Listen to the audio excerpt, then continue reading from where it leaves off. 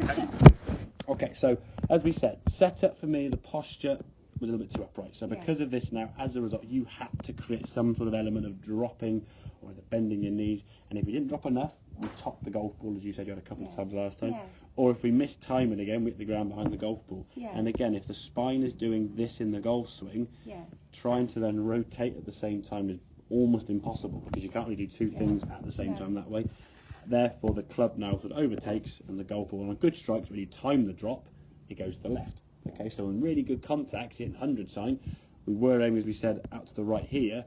Hitting the 100 sign with a good contact, as lovely as that golf shot is as a distance and a contact, 20, 30 yards left to target, which would find trouble on the golf course. Okay, so in terms of the sequence now, we put two little objects down the outside, as you can see. That's going to act as like a sort of a gate to try and swing through, just for practicing impact. And again, you can do that without having a golf ball.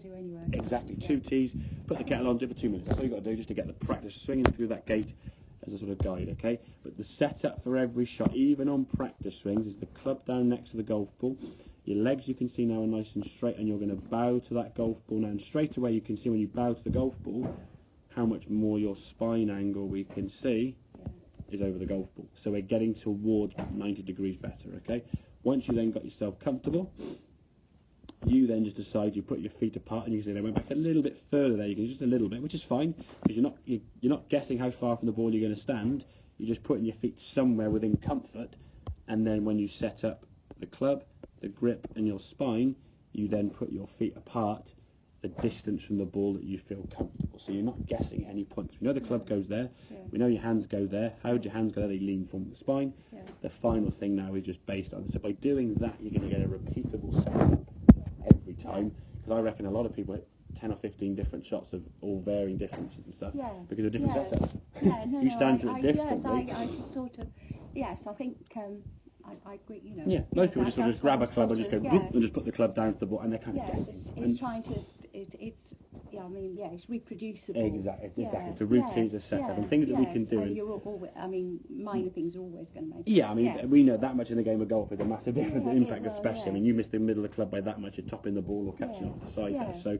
So with that setup there now, once you got over the ball a little bit more and you felt comfortable, it's just practicing now, swinging through that gate, getting a nice strike. Now, if we watch this swing now, for me, some of the checkpoints, where you go back, okay, so the club goes back nicely with your hands and arms, over your toe line there nicely towards the camera. Then we start turning and hinging the wrist up the top of the backswing, set the golf club in a good position. Okay, so from there now, we're going to unwind, coming back. It's a little bit towards the heel of the golf club, which is understandable because you're going to be just coming down a little bit because you're kind of used to that, okay?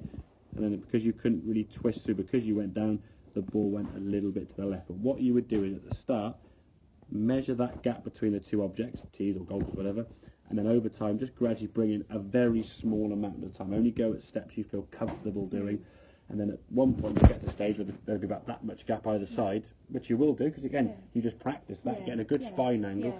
But as long as we can set up in a good start position, there'll be no need then to drop or get back on your heels or adjust. You start off in an efficient, good position over the ball, and then just make your good swing happen, rather than having any sort of roadblocks in the way. You've got to try and move around and drop down or do this or bend that and react each time. Because any golfer that relies on reacting or a compensation on a golf course, when you've got loads of variables, here now you've got flat lie, perfect lie, no consequence. There's no real pressure, okay? Out on the golf course, you've got uphill, downhill, side hill lies, in the rough, in the fairway, out of bunkers, wind, consequence to where the ball goes. You've just played with a driver, now you're playing with a 6-iron, you've done a putter, now you're going to all of these variables. This is why I think on the golf course people do struggle more so than on the range, because it's a different kettle of fish.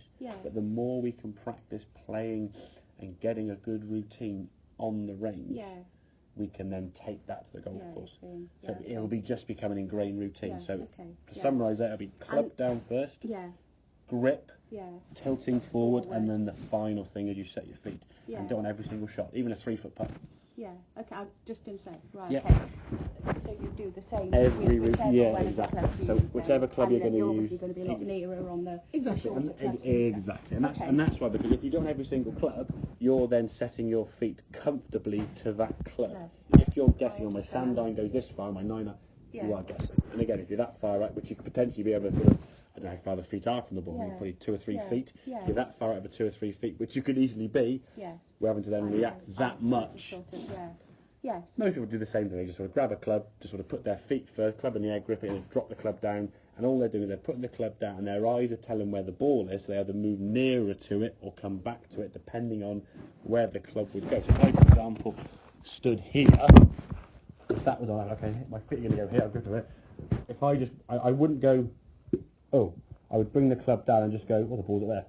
And then I would just go on my tiptoes and lean forward. Likewise, if I was too close to the ball, have my club, get my toes, I think all right there, the back here, club up here, I would just go, and bring the club down there. You bring the club to the golf ball, which means you're guesstimating that. If we go that way, we know the club goes there, we know the hands go there, by tilting forward, get your belt buckle on your over, and then just set your feet. And from there, we won't feel the need to drop. Because the less variables in the golf, just try and get a circle. Keep the swing as simple as we can. As we said before, it's 2 turns and a swish. If we stand it better, we can repeat the ball with more consistent shots. Make sense? Yeah, no, definitely. Good stuff.